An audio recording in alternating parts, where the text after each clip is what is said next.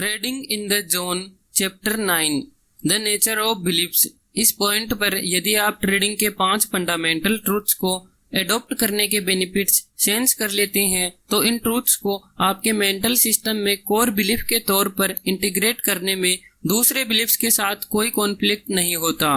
पहली नजर में यह आपको थकाने वाला काम लग सकता है और अन्य परिस्थितियों में मैं आपसे एग्री भी करता हूँ, लेकिन ऐसा होगा नहीं, क्योंकि चैप्टर 11 में मैं आपको एक सिंपल ट्रेडिंग एक्सरसाइज दूंगा जो विशेष तौर पर इन ट्रूथ्स को फंक्शनल लेवल पर प्रॉपर्ली इंस्टॉल करने के लिए डिजाइंड है। एक फंक्शनल लेवल वह लेवल है जहां पर आप care free state of mind से नेचुरली ऑपरेट कर सकते हैं और वह सब परस्यू करते हैं जिसे बिना किसी इंटरनल कॉन्फ्लिक्ट के, बिना किसी हेजिटेशन के परस्यू करने की जरूरत होती है। जिन लोगों ने एक्सरसाइज को पहले ही देख लिया है उनके लिए मेरी चिंता है। दरअसल पर यह ट्रेडिंग एक्सरसाइज बहुत ही सिंपल लगती है जिसे आप करने वाले हैं। उसके विस्तार से समझे बिना ही आपको लगेगा कि आप इसे अभी कर लें। मैं स्ट्रांगली रेकमेंड करता हूं कि आप एक बार फिर से सोचें। यहाँ पर अभी भी कुछ बाधाएं हैं। ट्रेडिंग एक्सरसाइज को समझना इजी है, पर एक्सरसाइज को आपके बिलीफ्स को चेंज करने के लिए कैसे यूज करना है इसको समझना पूरी तरीके से दूसरा मैटर है। अगर आप कॉन्सेप्ट को बिना समझे ही एक्सरसाइज करते हैं तो आपको डिजायर्ड रिजल्ट नहीं मिलेंगे। यह भी इम्पोर्टेंट है कि आप माइंड को ट्रेन करने के लिए लगने वाले मेंटल एफर्ट को हल्के में ना लें। बॉब याद है ना, वह सीटीए जो मानता था कि प्रोबेबिलिटीज के कॉन्सेप्ट को प्योर तरीके से वह समझता है, लेकिन उसके पास प्रोबेबिलिस्टिक पर्सपेक्टिव से फंक्शन करने की योग्यता नहीं थी। बहुत से लोग यह मानने की गलती करते हैं कि एक बार जो वे समझ जाते हैं तो यह समझ उनकी आइडेंटिटी का फंक्शनल पार्ट ऑटोमेटिकली बन जाती है। अधिकांश समय एक कॉन्सेप्ट को समझना कॉन्सेप्ट को फंक्शनल लेवल पर इंटीग्रेट करने का केवल फर्स्ट स्टेप होता है। यह प्रोबेबिलिटीज में सोचने की कॉन्सेप्ट के लिए बिल्कुल सच है। हमारा माइंड नेचुरली ऑब्जेक्टिव होने और नव मोमेंट में रहने के लिए डिजाइंड नहीं है। इसका अर्थ है कि हमें हमारे माइंड को इस पर्सपेक्टिव से सोचने के लिए एफर्ट लगाकर ट्रेन करना होगा। इसमें शामिल ट्रेनिंग के साथ साथ यहाँ कुछ कॉन्फ्लिक्टिंग बिलीफ्स हो सकते हैं जिन पर भी आपको काम करना पड़ेगा। कॉन्फ्लिक्टिंग बिलीफ्स आपके ऑब्जेक्टिव स्टेट ऑफ माइंड से ऑपरेट करने के मंसूबे का विनाश कर सकती है। एग्जाम्पल के लिए चलो मान लेते हैं कि आपने ये सीखने में वर्षों लगाए हैं कि मार्केट को कैसे रीड करते हैं और टेक्निकल सिस्टम को डेवलप करने या उसको बाई करने में खूब सारे पैसे लगाए हैं, जिससे कि आप ये पता लगा सको कि मार्केट में आगे क्या होने वाला है।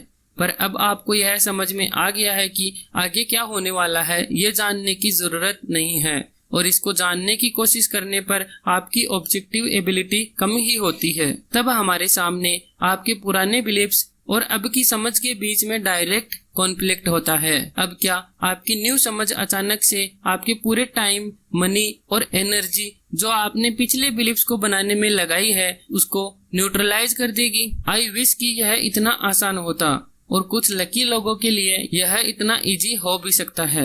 यदि आप चैप्टर 4 को याद करोगे, जब मैंने सॉफ्टवेयर कोड के संबंध में साइकोलॉजिकल डिस्टेंस के बारे में बात की थी, मैंने कहा था कि कुछ ट्रेडर्स इस नए पर्सपेक्टिव को ग्रहण करने के बहुत करीब होते हैं, लेकिन उन्हें कुछ मिसिंग पीसेस को एक साथ लाने की जरूरत होती है ट्रेडिंग में अच्छे रिजल्ट्स लाने के लिए। हजारों ट्रेडर्स के साथ काम करने के मेरे एक्सपीरियंस के आधार पर मैं यह कह सकता हूं कि ज्यादातर ट्रेडर इस पर्सपेक्टिव से बिल्कुल भी करीब नहीं होते हैं। जो लोग इस पर्सपेक्टिव के करीब नहीं हैं, उन्हें ट्रेडिंग के बारे में नई समझ को मेंटल एनवायरनमेंट में इंटीग्रेट करने के लिए काफी मेंटल वर्क करना पड़ सकता है। गुड न्यूज ये है कि चैप्टर 11 में मैंने जो एक्सरसाइज दी है वह 5 फंडामेंटल ट्रूथ्स को इंस्टॉल कर देगी और कई सारे कॉन्फ्लिक्ट्स को रिजॉल्व कर देगी, मगर यह तभी वर्क करेगी जब आप एग्जैक्टली जानते हैं कि आप क्या कर रहे हैं और क्यों कर रहे हैं। यही इस चैप्टर और अगले चैप्टर का सब्जेक्ट है, the origins of a belief. हम बिलीफ्स के नेचर के बारे में क्या सीख सकते हैं और एक कंसिस्टेंटली सक्सेसफुल ट्रेडर बनने की हमारी इच्छा पूरी करने के लिए उस नॉलेज का यूज हम कैसे कर सकते हैं। ये 2 क्वेश्चंस हैं जिनका जवाब देने पर मेरा फोकस रहेगा इस चैप्टर में। पहले चलो देखते हैं हमारे बिलीव्स के ओरिजिन की ओर। जैसा कि आप याद कर सकते हैं, मेमोरीज, डिस्टिंक्शन और बिलीव्स एनर्जी के फॉर्म में एग्जिस्ट करते हैं, विशेषकर स्ट्रक्चर्ड एनर्जी के फॉर्म में। पहले मैं इन 3 फंडामेंटल कंपोनेंट्स को इलस्ट्रेट करने के लिए इकट्ठा करूंगा। फर्स्ट, वे मेमोरीज, डिस्टिंक्शंस और बिलीफ फिजिकल मैटर के तौर पर एग्जिस्ट नहीं करते हैं। सेकंड, वह कॉज एंड इफेक्ट रिलेशनशिप जो हमारे और बाहरी वातावरण के बीच में एग्जिस्ट करता है वही इन कंपोनेंट्स को एग्जिस्टेंस में लाता है। और third, cause and effect relationship किस प्रकार से रिवर्स होता है जिससे कि हमने बाहरी वातावरण के बारे में जो सीखा है उसे परसीव कर सकें। हमारे बिलीफ्स के ओरिजिन तक जाने के लिए हम एक मेमोरी और एक बिलीफ के बीच में अंतर समझने के लिए इन कंपोनेंट्स को पार्ट्स में तोड़ने वाले हैं। ऐसा करने का बेस्ट तरीका ये है कि अपने माइंड में खुद को एक बच्चे के तौर पर इमेजिन करना। मैं सोचता हूँ कि एक बच्चे की शुरुआती लाइफ में उसके एक्सपीरियंस की मेमोरीज एकदम से प्योरेस्ट फॉर्म में एग्जिस्ट करती है। इससे मेरा मतलब है कि जो उसने देखा है, सुना है, स्मेल किया है और टच किया है या टेस्ट किया है, उसकी मेमोरीज उसके माइंड में प्योर सेंसरी इंफॉर्मेशन के तौर पर एग्जिस्ट करती है, जो कि ऑर्गेनाइज्ड नहीं होती या किसी विशेष वर्ड या कॉन्सेप्ट से अटैच नहीं होती है। इसलिए मैं एक प्योर मेमोरी को ओरिजिनल फॉर्म में स्टोर्ड सेंसरी इंफॉर्मेशन के तौर पर डिफाइन करता हूँ। दूसरी तरफ एक बिलीफ बाहरी वातावरण जिस तरीके से खुद को एक्सप्रेस करता है उसका एक कॉन्सेप्ट है। एक कॉन्सेप्ट प्योर सेंसरी इंफॉर्मेशन को एक सिंबल सिस्टम जिसे हम लैंग्वेज कहते हैं उसके साथ कंबाइन करता है। एग्जाम्पल के लिए ज्यादातर बच्चे इस बात की प्योर मेमोरी रखते हैं कि उनके पेरेंट्स किस प्रकार से लविंगली पालन पोषण करते हैं, मगर जब तक इस प्योर सेंसरी इंफॉर्मेशन को किसी सर्टेन वर्ड के साथ लिंक या एसोसिएट नहीं किया जाता तब तक वे इसके बारे में कॉन्सेप्ट फॉर्म नहीं करते कि लविंगली पालन पोषण करने पर कैसा फील होता है। लाइफ इज वंडरफुल, यह कहावत एक कॉन्सेप्ट है। उनके अनुसार वर्ड्स एब्स्ट्रैक्ट सिंबल के एक कलेक्शन का मेकअप है। यदि एक चाइल्ड को इन वर्ड्स को उसकी पॉजिटिवली चार्ज्ड एनर्जी से कनेक्ट करने के लिए सिखा दिया जाए या वह डिसाइड कर ले तो ये वर्ड्स एब्स्ट्रैक्ट सिंबल का कलेक्शन नहीं रह जाते। लाइफ इज वंडरफुल यह कहावत नेचर के एग्जिस्टेंस के बारे में डेफिनेटिव डिस्टिंक्टिव बन जाती है। उसी तरीके से यदि वह चाइल्ड उसकी जरूरत के अनुसार पर्याप्त पालन पोषण नहीं पाता तो वह अपने इमोशनल पेन की फीलिंग्स को इजीली इस बात से लिंक कर लेता है कि लाइफ इजंट फेयर या the world is an awful place. किसी भी परिस्थिति में जब पॉजिटिव या नेगेटिव एनर्जी हमारी मेमोरीज या एक्सपीरियंस एक सेट ऑफ वर्ड्स से लिंक हो जाती है जिसे हम कॉन्सेप्ट कहते हैं, कॉन्सेप्ट एनर्जाइज्ड हो जाते हैं और परिणाम के तौर पर रियलिटी के नेचर के बारे में एक बिलीफ के फॉर्म में ट्रांसफॉर्म हो जाते हैं। यदि आप ये मानते हैं कि कॉन्सेप्ट्स एक लैंग्वेज के फ्रेमवर्क से स्ट्रक्चर्ड होते हैं या हमारे एक्सपीरियंस से एनर्जाइज्ड होते हैं तो यह क्लियर हो जाता है कि मैं बिलीफ्स को क्यों स्ट्रक्चर्ड एनर्जी कहता हूँ। जब एक बिलीफ एक्सिस्टेंस में आता है तो यह क्या करता है, इसका क्या फंक्शन होता है। कुछ तरीकों से ये क्वेश्चन पूछना उठपटांग सा लगता है। आफ्टर ऑल हम सबके बिलीफ्स होते हैं। हम लगातार हमारे एक्शन के थ्रू और वर्बली हमारे बिलीफ्स को एक्सप्रेस करते हैं। इससे अधिक हम लगातार दूसरे लोग जिस तरीके से अपने बिलीफ्स एक्सप्रेस करते हैं उससे भी इंटरेक्ट करते हैं। हाँ, यदि मैं पूछूं कि एक बिलीफ एग्जैक्टली क्या करता है तो चांसेस है कि आपका माइंड ब्लैंक हो जाएगा। दूसरी तरफ यदि मैं यह पूछता कि आपके आईज, ईयर्स, नोज, टीथ किस तरीके से फंक्शन करते हैं तो आपको जवाब देने में कोई प्रॉब्लम नहीं होती। जैसे कि बिलीफ हमारे अस्तित्व के इतने इम्पोर्टेंट कंपोनेंट होते हैं तो निश्चित ही है लाइफ की ग्रेट आयरनी है कि वे इतने कम सीखे गए हैं और इतने कम समझे गए हैं। कम समझे जाने से मेरा मतलब ये है कि यदि हमें हमारे किसी बॉडी पार्ट से कोई प्रॉब्लम होती है तो हम नेचुरली उस बॉडी पार्ट पर हमारा फोकस ले जाते हैं और सोचते हैं कि इस प्रॉब्लम को कैसे फिक्स किया जाए। हमारे साथ यह आवश्यक रूप से नहीं होता कि हमारी क्वालिटी ऑफ लाइफ में हमारी जो प्रॉब्लम है वह हमारे बिलीफ्स की वजह से है। यह लैक ऑफ कंसिडरेशन एक यूनिवर्सल फेनोमेनन है। बिलीफ्स की सबसे प्रोमिनेंट विशेषताओं में से एक यह है कि हमने जो एक्सपीरियंस किया है वह हमें सेल्फ एविडेंट और बियॉन्ड क्वेश्चन दिखाई पड़ता है। इनफैक्ट यदि यह आपके ट्रेडर के तौर पर कंसिस्टेंट सक्सेस एक्सपीरियंस करने के इंटेंस डिजायर के लिए नहीं है तो यह अनलाइकली आप इस टॉपिक में भी नहीं जाएंगे। आमतौर पर इसके लिए कई सालों की एक्सट्रीम फ्रस्ट्रेशन लग जाती है। बिलीफ्स को आपके डिफिकल्टी का सोर्स बनाने में। इवन दो बिलीव्स हमारे आइडेंटिटी का एक इंट्रिकेट पार्ट है, फिर भी आपको इस सेल्फ एनालिसिस प्रोसेस को इतना पर्सनली नहीं लेना है। इस फैक्ट को समझो कि कोई भी हमारे किसी बिलीफ के साथ जन्म नहीं लेता, वे कई तरीके के कॉम्बिनेशन में एक्वायर्ड की गई हैं। कई बिलीफ्स जो हमारी लाइफ पर मोस्ट प्रोफाउंड इम्पैक्ट रखते हैं वे हमारी फ्री विल से एक्वायर्ड नहीं किए जाते, वे दूसरों लोगों से इंस्टिल की जाती है। बिलीफ्स जो हम उस वक्त एक्वायर्ड करते हैं जब हम यंग होते हैं और हमें जो सिखाया गया है उसके नेगेटिव इम्प्लीकेशंस को रियलाइज करने में अनइन्फॉर्म्ड होते हैं। हमारे बिलीफ्स के सोर्स की परवाह किए बिना एक बार जब वे एग्जिस्टेंस में आ जाते हैं तो वे बेसिकली एक ही तरीके से फंक्शन करते हैं। बिलीफ्स की कुछ निश्चित कैरेक्टरिस्टिक्स होती है जिस तरीके से वे एक्ट करते हैं।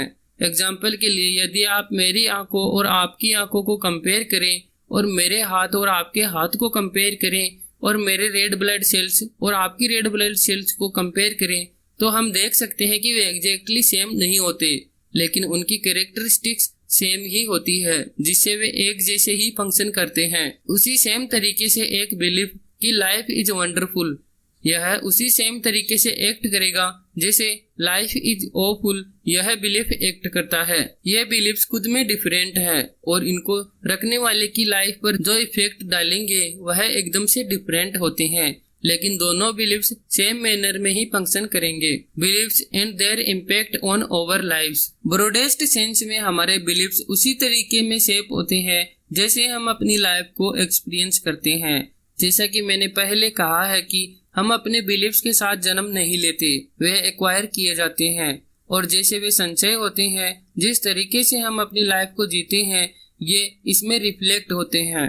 ऐसे सोचो कि जिस तरीके से कल्चर, रिलीजन और पॉलिटिकल सिस्टम में आपने जन्म लिया है उससे अलग रिलीजन में अगर आप जन्म लेते तो आपकी लाइफ किस तरीके से डिफरेंट होती, यह इमेजिन करना भी मुश्किल हो सकता है।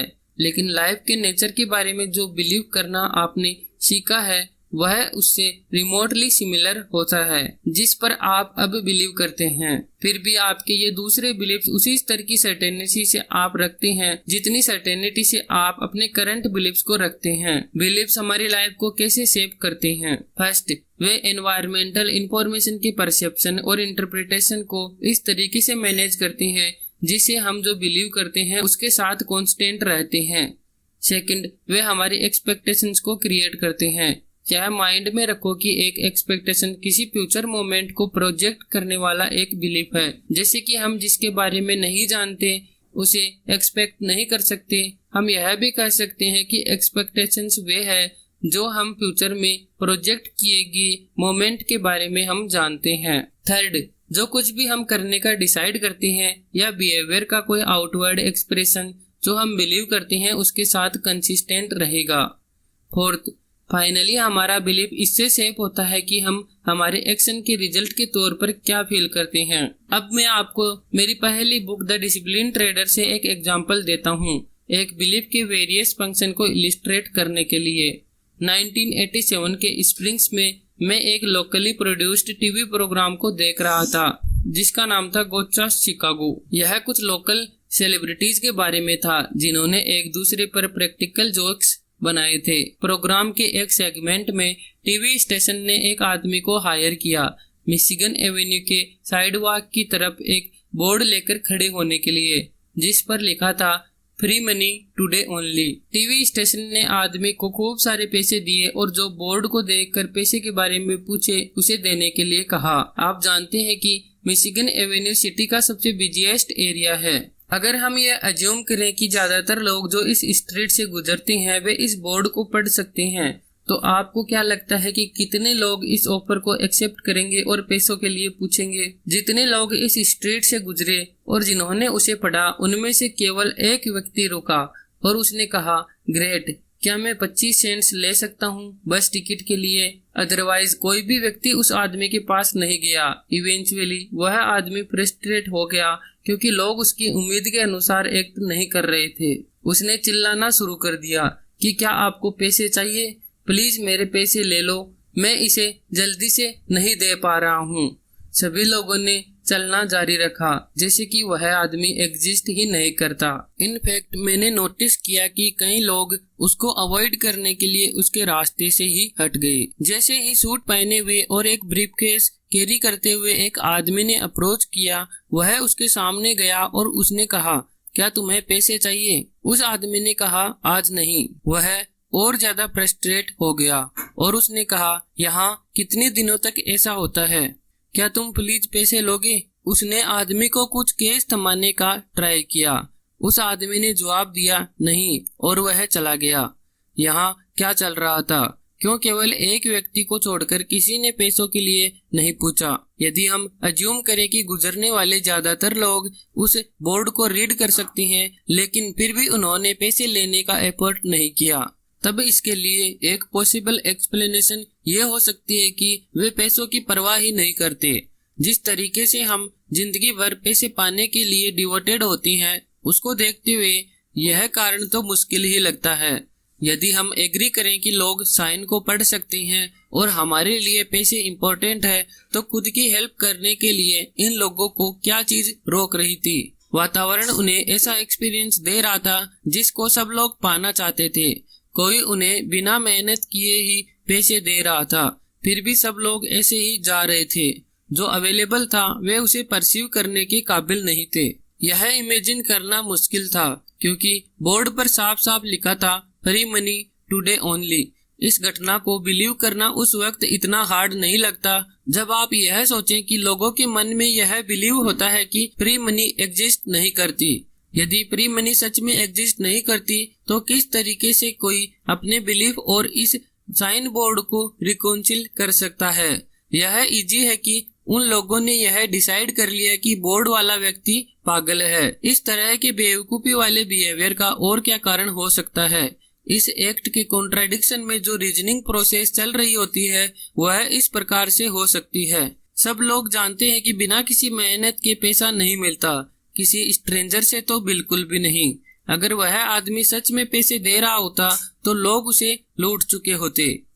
नोटिस कीजिए कि डिस्क्राइब किए गए थॉट प्रोसेस का प्रत्येक कंपोनेंट इस बिलीफ के साथ कंसिस्टेंट है कि फ्री मनी एग्जिस्ट नहीं करती। फर्स्ट, फ्री मनी शब्द ना तो परसीव किया गया है ना ही इंटरप्रेट किया गया है, यह तो वातावरण के पर्सपेक्टिव से इंटेंडेड है। सेकंड, साइन बोर्ड वाला व्यक्ति पागल है ये डिसाइड करने से डेंजर की एक्सपेक्टेशंस क्रिएट हो गई, या कम से कम चिंता का परसेप्शन तो जरूर हुआ है। थर्ड, साइन बोर्ड वाले व्यक्ति को अवॉइड करने के लिए पर्पजफुली किसी के रास्ते को अल्टर करना एक एक्शन है जो डेंजर की एक्सपेक्टेशंस के साथ कंसिस्टेंट है। फोर्थ, आउटकम के बारे में प्रत्येक व्यक्ति कैसे फील करता है, प्रत्येक व्यक्ति को इंडिविजुअली जाने बिना यह कहना मुश्किल है, लेकिन एक गुड जनरलाइजेशन ये हो सकता है कि उन्होंने एक पागल व्यक्ति को अवॉइड करके रिलीव्ड महसूस किया। यह रिलीफ की फीलिंग एक स्टेट ऑफ माइंड है। याद करो कि हम जिस तरीके से फील करते हैं वह हमेशा एब्सोल्यूट ट्रूथ होता है, लेकिन वातावरण के पर्सपेक्टिव से उपलब्ध संभावनाओं के संबंध में वह बिलीफ जो किसी पर्टिकुलर स्टेट ऑफ माइंड में प्रॉम्प्ट हुआ है वह ट्रूथ नहीं भी हो सकता है। कन्फ्रंटेशन से रिलीफ इस सिचुएशन में इकलौता आउटकम नहीं होता। इमेजिन कीजिए कि यदि वे बिलीव करते कि फ्री मनी एग्जिस्ट करती है तो किस प्रकार का अलग अनुभव होता। ऊपर डिस्क्राइब की गई प्रोसेस सेम ही होती, बजाय इसके कि यह एक बिलीफ बना देती कि फ्री मनी एग्जिस्ट करती है। एक परफेक्ट एग्जाम्पल वह व्यक्ति हो सकता है जिसने कहा था, ग्रेट, क्या मुझे बस टिकट के लिए 25 सेंट्स मिल सकते हैं? जब मैंने यह देखा, एक पेन हैंडलर वह व्यक्ति है जो डेफिनेटली बिलीव करता है कि फ्री मनी एग्जिस्ट करती है। उसके एक्सपेक्टेशंस और बिहेवियर इस बिलीफ के साथ कंसिस्टेंट थे कि फ्री मनी एग्जिस्ट करती है, और उसके रिजल्ट देखकर उसे कैसा फील हुआ? उसे उसके 25 सेंट्स मिल गए, तो मैं अज्यूम करता हूँ कि उसे सेटिस्फेक्शन फील हुआ होगा। हमारे सिनेरियो का दूसरा संभावित आउटकम भी हो सकता है। चलो एक हाइपोथेटिकल एग्जांपल देखते हैं, ऐसे व्यक्ति का जो मानता है कि फ्री मनी एग्जिस्ट नहीं करती, लेकिन वह व्हाट इफ वाली अप्रोच लगाता है। इस स्थिति में दूसरे शब्दों में कहें तो कोई व्यक्ति इतना क्यूरियस हो सकता है कि वह टेम्परली अपने बिलीफ को सस्पेंड कर देता है, तो वह ये देखने के लिए कि आगे क्या होता है वह साइन बोर्ड वाले व्यक्ति के पास जाता है और कहता है मुझे $10 दे दो। साइन बोर्ड वाला व्यक्ति $10 पॉकेट से निकालता है और उसे दे देता है। अब क्या होगा, वह कैसा फील करेगा? अधिकांश लोगों के लिए फ्री मनी एग्जिस्ट नहीं करने वाला बिलीफ अनप्लीजेंट सर्कमस्टांसेस के थ्रू एक्वायर्ड होता है। कितनी ही बार एक बच्चा यह सुनता है कि तुम अपने आप को क्या समझते हो, पैसे पेड़ पर नहीं लगते। दूसरे शब्दों में यह संभवतः एक नेगेटिवली चार्ज्ड बिलीफ है। इसलिए बिना मेहनत के ही पैसे थमा देने वाला एक्सपीरियंस प्योर उत्साह का स्टेट ऑफ माइंड क्रिएट कर देता है। इनफैक्ट कुछ लोग इतने ज्यादा खुश हो जाएंगे कि अपनी खुशी शेयर करने के लिए अपने जान पहचान के सभी लोगों को बताएंगे। Beliefs versus truth. इन तीनों एग्जाम्पल में हर एक नई सिचुएशन के अपने अपने यूनिक वर्जन को अनुभव किया। उनको पूछा जाए तो प्रत्येक व्यक्ति अपने अपने पर्सपेक्टिव से डिस्क्राइब करेगा कि उन्होंने क्या फील किया, जैसे कि केवल उनका वर्जन ही ट्रू और वैलिड वर्जन है। इन तीनों ट्रूथ्स के वर्जन के कॉन्ट्राडिक्शन ने मुझे एक लार्जर फिलोसॉफिकल इश्यू को सजेस्ट किया जिसे रिजोल्व करने की जरूरत है। यदि फिजिकल एनवायरनमेंट द्वारा जनरेट की गई इंफॉर्मेशन की अवेयरनेस को हमारे बिलीफ्स ही सीमित करते हैं, तो हम जो परसीव करते हैं वह जो हम बिलीव करते हैं उसके साथ कंसिस्टेंट होता है। तब हम कैसे जान सकते हैं कि ट्रूथ क्या है? इस क्वेश्चन का आंसर देने के लिए हमें निम्न 4 आइडियाज को कंसिडर करना होगा। फर्स्ट, वातावरण खुद को अनंत तरीकों से एक्सप्रेस कर सकता है। सेकंड, जब तक हम प्रत्येक संभावित तरीकों को परसीव करने की एबिलिटी ग्रहण नहीं कर लेते, तब तक वातावरण द्वारा एक्सप्रेस की गई सूचना का लिमिटेड वर्जन ही हम ग्रहण करते हैं। हमारे बिलीफ्स को रियलिटी का एक स्टेटमेंट बना देता है। थर्ड, यदि आप सेकंड स्टेटमेंट में खुद को एक्सेप्शन मानते हैं तो इसे कंसिडर करो कि यदि हमारे बिलीफ्स ही ट्रू हो तो फिजिकल रियलिटी के 100% एक्यूरेट रिफ्लेक्शन होंगे, तो हमारी एक्सपेक्टेशंस हमेशा ही फुलफिल होगी। यदि हमारी एक्सपेक्टेशंस हमेशा फुलफिल होगी तो हम सेटिस्फेक्शन की एक परपेचुअल स्टेट में होंगे। हम हैप्पी, जॉयफुल, इलेटेड के अलावा दूसरी फीलिंग कैसे फील कर सकते हैं? फोर्थ, यदि आप थर्ड स्टेटमेंट को वैलिड मानते हैं तो इसके परिणाम भी ट्रू होंगे। यदि हम सेटिस्फेक्शन अनुभव नहीं कर रहे तो जरूर से हम एक ऐसे बिलीफ से ऑपरेट कर रहे हैं जो एनवायरनमेंट कंडीशन के साथ अच्छे से काम नहीं कर रहा है। इन चारों आइडियाज को कंसिडरेशन में लेकर मैं अभी इस क्वेश्चन का आंसर दे सकता हूँ कि ट्रूथ क्या है। इसका जवाब है जो भी वर्क कर जाए वह ट्रूथ है। यदि हम जो परसीव करते हैं उस पर हमारा बिलीफ लिमिटेशन इम्पोज करता है और इन्वायरमेंट अनंत तरीकों से खुद को एक्सप्रेस कर सकता है, तो किसी गिवन मोमेंट में हम जो काम पूरा करने का अटेम्प्ट कर रहे हैं उसके संबंध में ही बिलीफ्स ट्रू हो सकते हैं। दूसरे शब्दों में कहें तो हमारे बिलीफ्स में स्वाभाविक ट्रूथ केवल इस चीज से मेजर किए जा सकते हैं कि वे कितने यूजफुल हैं। हम सब में इंटरनली जनरेटेड फोर्सेस होते हैं जो हमें मजबूर या मोटिवेट करते हैं फिजिकल एनवायरनमेंट से इंटरेक्ट करने के लिए। हमारी क्यूरियोसिटी, नीड्स, वांट्स, डिजायर, गोल या एक्सप्रेशन के उद्देश्य को फुलफिल करने के लिए हम जो भी पर्टिकुलर स्टेप्स लेते हैं वे इस बात का एक फंक्शन होते हैं कि हम किसी सिचुएशन में किसको सच मानते हैं। वह ट्रूथ जो भी है वह निश्चित करेगा कि नंबर 1, एनवायरनमेंट के पर्सपेक्टिव से जो उपलब्ध है उसके संबंध में जो पॉसिबिलिटीज हम परसीव करते हैं। सेकंड, जो हम परसीव करते हैं उसे कैसे इंटरप्रेट करते हैं।